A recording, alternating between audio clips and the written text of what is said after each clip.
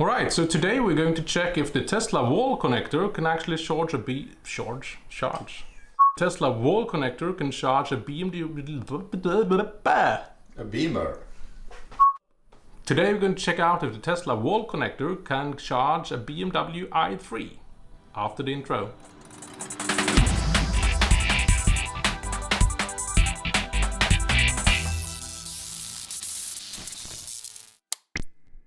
Alright, so here we have the happy BMW i3 owner. You just got your i3, right? So, yeah. And you're actually choosing between different wall connectors. So we're going to check out if the wall connector here, which is not mounted at the wall at the moment because I'm having this hybrid car right now, and the cable is not long enough.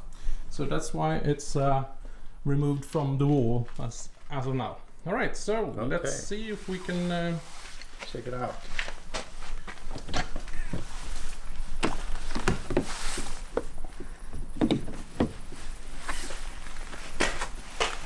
Blink in yellow. It said click in the wall connector, and it says blue. And you get this animation here.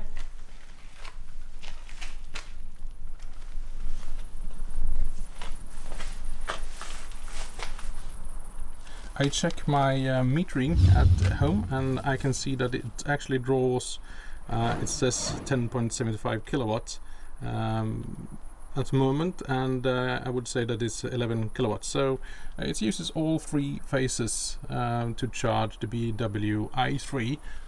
When I was checking the BMW i3 out a couple of years ago, it actually only had 3.6 kilowatt, and you could add up to 7.2 or something, but it was one phase only. So this is a great improvement. That's really neat, and it works with the Tesla wall connector as well.